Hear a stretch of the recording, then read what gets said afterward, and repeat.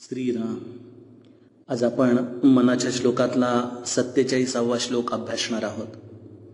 मनी लोचनी श्रीहरी तोची पाहे, जनी जाणता भक्त होऊ निराहे. गुणी प्रीती राखे क्रमू साधनाचा, जगी धन्य तो दास सर्वोत्तमाचा. समर्थांनी या 47व्या श्लोकापासून प्रभू रामचंद्रांचा जो दास आहे, त्या सर्वोत्तमाचा जो दास आहे, तो दास कसा असतो, त्या दासाचे नेमके गुणधर्म कसे असतात, तो वागतो कसा, त्याचं आचरण कसं असतं, त्याची साधना कशी असते, अशा अनेक गोष्टींच्या चिंतनाच्या अनुषंगाने 10 श्लोकांची रचना केलेली आहे.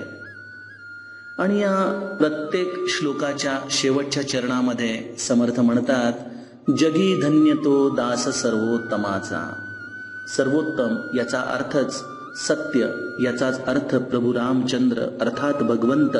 अशा या भगवंताचा जो दास, जो जगामध्ये धन्य होऊन गेला, असा तो दास कसा आहे, त्याचे नेमके गुणधर्म काय आहेत, याचा पहिल्या या 47व्या श्लोकामध्ये वर्णन करताना समर्थ म्हणतायत की मनी लोचनी श्रीहरी तोची पाहे. जो अंतर्बाह्य दृष्टीने भगवंताला या सृष्टीमध्ये बघतो. दुसरी ओळ म्हणतायत, जनी जाणता भक्त होऊ निराहे. जो या जनतेमध्ये राहून, या प्रापंचिकांमध्ये राहूनही आत्मज्ञान कधी सोडत नाही, आपल्या आत्मज्ञानाच्या पलीकडे तो कधी जात नाही, आणि आत्मज्ञानी असूनही आयुष्याच्या शेवटच्या श्वासापर्यंत भक्तीचा मार्ग सोडत नाही. आणि तिसऱ्या ओळीत म्हणतायत की गुणी प्रीती राखे क्रमू साधनाचा. इथं गुण हा शब्द समर्थांनी सगुण या अर्थाने वापरलेला आहे. सगुणाच्या चरणी त्याची असलेलं प्रेम तो आयुष्यभर राखतो, आत्मज्ञान झाल्यानंतरही राखतो. आणि हे करत असताना आपला जो साधनेचा मार्ग आहे, जी सद्गुरूंनी दिलेली वहिवाट आहे, त्या वहिवाटीला जो दास सोडत नाही, असा दास हा जगामध्ये सर्वोत्तमाचा दास हा धन्य होऊन जातो. श्रोते हो, आपण आत्मज्ञान हा शब्द या मनाच्या श्लोकांमध्ये तसंच दासबोधामध्ये अनेकदा ऐकत आलेलो आहोत. ही नेमकी काय भानगड आहे, हे आत्मज्ञान म्हणजे नेमकं काय? आपण उपनिषदांमध्ये, वेदांमध्ये ऐकलेलं आहे, अहम ब्रह्मास्मी असा बोध सद्गुरू माय आपल्या हृदयामध्ये प्रेरित करत असते. अहम ब्रह्मास्मी म्हणजे मीच ब्रह्म आहे. याचा नेमका अर्थ काय, याचं नेमकं रिअलायझेशन काय, ही नेमकी काय प्रोसेस आहे, ही नेमकी काय दृष्टीभेद आहे, ही सृष्टी म्हणजे नेमका काय आहे, हा जीव म्हणजे नेमका काय आहे, हे दृश्य म्हणजे नेमकं काय आहे, असे अनेक प्रश्न आपल्या समोर आज अज्ञान रूपाने उभे आहेत. आणि यांची नेमकी उत्तरं आपल्याला माहिती नसल्यामुळं आपल्यामध्ये मीतूपणाचा हा सगळा व्यवहार चालतो. ही सृष्टी म्हणजे नेमकं काय आहे श्रोते? समर्थांनी दासबोधामध्ये ज्ञानदशकाच्या सुरुवातीला निमित्त कारण आणि उपादान कारण याच्या अनुषंगाने या सृष्टीचा थोडासा भेद घेतलेला आहे. असा विचार करा की एखादं मातीचं भांड आहे, जे कुंभार मातीपासून बनवतो. जर असा विचार केला तर यामध्ये माती हे त्याचं उपादान कारण आहे, तो कुंभार हे त्याचं निमित्त कारण आहे. या कुंभाराने या मातीपासून बनवलेलं मडकं हे त्याचं एक प्रकारचं फिनिश प्रॉडक्ट आहे. तसं जर या सृष्टीच्या क्रमाचा आपण विचार केला तर हे ब्रह्मांड कोणी बनवलेलं आहे? भक्त मंडळी किंवा प्रत्येक साधकाचं मत हेच आहे की या सृष्टीचा सर्व क्रमविकास हा भगवंतानी केलेला आहे. मग भगवंतानी केलाय म्हणजे या सृष्टीला कुठल्या तरी उपादान कारणातून, या भगवंत रूपी निमित्त कारणाने या सृष्टीला बनवलेलं आहे. ज्याप्रमाणे कुंभाराने मातीतून मडक्याला बनवलं, त्याप्रमाणे भगवंताने या सृष्टीला निर्माण केलं. कशातून निर्माण केलं? पंचमहाभूतांमधून निर्माण केलं. पंचमहाभूत म्हणजे काय? आकाश, वायू, जल, अग्नी आणि ही जमीन म्हणजे पृथ्वी, ही 5 तत्व म्हणजे पंचमहाभूत. यांच्या एक प्रकारच्या मिश्रणातून आणि त्याच्यामध्ये मिसळलेल्या 3 गुणांमधून या भगवंताने या सृष्टीला निर्माण केलं. मग पुन्हा प्रश्न निर्माण होतो की पंचमहाभूत कोणी निर्माण केली? तर एक टप्पा अलीकडे गेल्यानंतर प्रकृती ही त्याच्यासाठी जबाबदार आहे असं लक्षात येतं. मग प्रकृतीला कोणी निर्माण केलं? तर ते गणित थेट मूळ मायेच्या अगदी केंद्रबिंदूपर्यंत जातं. मग ही मूळ माया कोणी निर्माण केली असा जर विचार केला तर एका ठिकाणी उपादान कारण संपून जातं, उपादान कारण सापडत नाही, म्हणजे याचं रॉ मटेरियल सापडत नाही. आणि मग तिथं गुरुमुखातून असा निष्कर्ष निघतो श्रोते हो, की या सृष्टीमध्ये भगवंत हेच उपादान कारण आणि भगवंत हेच निमित्त कारण आहे. हा त्याचाच विस्तार आहे, हा तोच सर्वत्रकडे पसरलेला आहे. ही सगळी दगड धंड्यांनी भरलेली सृष्टी, हे जल, वायू, आकाश, हे पक्षी, ही मनुष्य, या सृष्टीमध्ये असलेला प्रत्येक अणु रेणू, समुद्राच्या तळाशी असणारे असंख्य प्रकारच्या प्रजाती, मासे, जलचर, स्वेदज, अंडज, यापैकी कोणीही या भगवंताच्या रूपाच्या पलीकडे नाही. या प्रत्येकाच्या अंतरंगामध्ये भगवंत हा जाणीव रूपाने लपून बसलेला आहे. आणि ही दृष्टी आज आम्हाला नाही. हे आम्ही वाचतो, ऐकतो, पण आम्हाला याचं रिअलायझेशन नाहीये, आम्हाला याची दृष्टी अगदी प्राप्त झालेली नाहीये. आणि अज्ञान आणि आत्मज्ञानातला हाच फरक.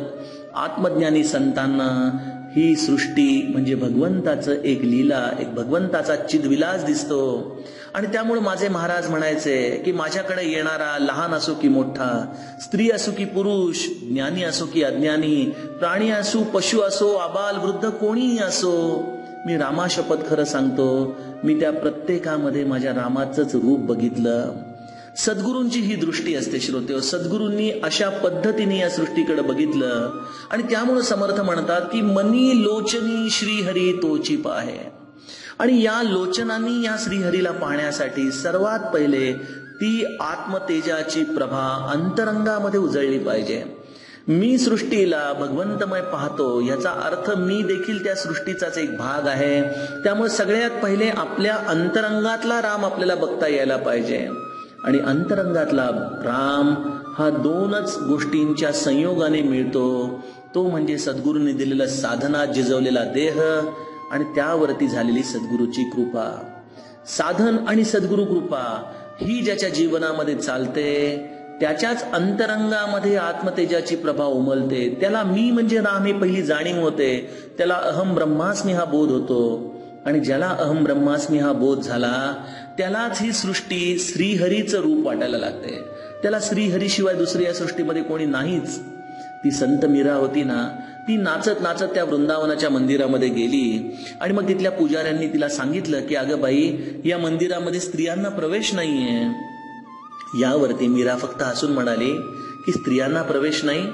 अहो, जगामध्ये फक्त एकच पुरुष आहे, आपण सगळेच जण त्याच्या गोपी आहोत ना. मग त्या एका पुरुषाला सोडून अजूनही दुसरा कुठला पुरुष आला? संत मीरेची ही दृष्टी त्या सगुणाच्या भूमिकेतून जाता जाता सगळ्या विश्वामध्ये त्याला बघण्याची ती दृष्टी, अशी अलौकिक लीला या संतांनी केली आणि म्हणून ते जगामध्ये धन्य होऊन गेले. मग ते समर्थ असोत, गोंदवलेकर महाराज असोत, संत मीरा असो, की त्या आत्मज्ञानाच्या रस्त्यावरून सिद्ध झालेले कुठलेही संत असोत, हे जगामध्ये धन्य झाले. कारण की त्यांच्या दृष्टीमध्ये पूर्ण कायापालट झाला. त्यांना ती दृष्टी भगवंतमय झाली. दुसरी गुणधर्म त्यांच्यामध्ये असा येतो श्रोते हो, की जनी जाणता भक्त होऊन राहे. तो आत्मज्ञानी होतो पण तो जनामध्ये राहतो, तो हिमालयात निघून जात नाही. महाराज म्हणायचे, आम्हा संतांच्या प्रारब्धामध्ये काय होतं कुणास ठाऊक, की त्याने आम्हाला तुमच्यासारख्या प्रापंचिकांमध्ये टाकलं. दिवस रात्र प्रपंचाच्या गोष्टी आम्ही बोललो, पण त्यांनी माझं मौन कधी भंग होऊ दिलं नाही. जनी जाणता, आत्मज्ञानी असूनही सामान्य प्रापंचिकांमध्ये ते राहिले. महाराज स्वतःला दीन दास म्हणायचे, दीनांचा दास. माझ्याकडे येणारा मनुष्य गांजलेला आहे, त्याचा मी दास होऊन राहतो, म्हणून दीनदास. जनी जाणता भक्त होऊन राहे, हे वाक्य तितकंच महत्वाचं आहे. आत्मज्ञानी झालो म्हणून मी कोणीतरी झालो, आता मला भक्तीची गरज नाही, आता मला सगुण गोष्टींची गरज नाही, हा अहंकारच मनुष्याला पुन्हा रसातळात घालत असतो. आणि त्यामुळे सद्गुरु तत्व ज्या मार्गाने गेलेलं असतं त्या मार्गाला आपल्या आयुष्याच्या शेवटच्या श्वासापर्यंत सोडत नाही. श्री महाराजांच्या शेवटच्या अगदी पुण्य काळामध्ये देखील, आपला देह सोडताना देखील त्यांचा एकच अर्ज होता, भजनाचा शेवट आला, एक वेळ राम बोला, एक वेळ राम बोला. भक्त होऊन राहे, तो भक्त होऊन राहतो. आणि तिसऱ्या टप्प्यामध्ये समर्थ म्हणतायत की सगुणी प्रीती राखे क्रमू साधनाचा. त्या रामावरती, ज्या रामाच्या सगुण भक्तीच्या आधाराने हे आत्मज्ञान झालं, त्या रामावरती सगुण भक्तीच्या आधाराने जाताना आत्मज्ञान मिळाल्यानंतर प्रेम कदाचित काकणभर वाढतच. आत्मज्ञान झाल्यानंतर हे दृश्य मिथ्या वाटत नाही, हे दृश्य रामस्वरूप वाटू लागतं आणि तोच राम थिजल्यासारखा त्या सगुण मूर्तींमध्ये येतो आणि त्यामुळं संत आपलं सगळं प्रेम त्या सगुणावरती निछावर करतात. आणि त्यामुळं समर्थ म्हणतात की गुणी प्रीत राखे आणि क्रमू साधनाचा. आपल्या सद्गुरूंनी दिलेला साधन मार्ग हेच आयुष्याचं ध्येय ते ठेवतात. आणि त्यामुळं महाराज शेवटी म्हणाले की जेथे नाम तेथे माझे प्राण.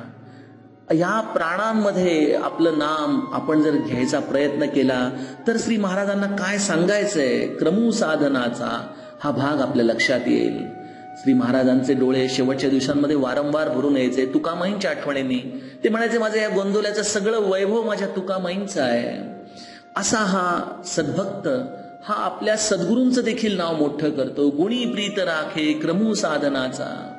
असा हा भक्त हाच जगामध्ये खऱ्या अर्थाने त्या सर्वोत्तमाचा दास होतो आणि धन्य पावतो. आणि त्याची ही स्तुती, त्याची ही कीर्ती कालातीत होते. आज ज्ञानोबांचे जाऊन देहातून 800 वर्षापेक्षा जास्त काळ झाला, पण ज्ञानोबा तुकाराम करत आजही ते वारकरी माऊली माऊली म्हणून त्याच्या कुशीमध्ये शिरतात.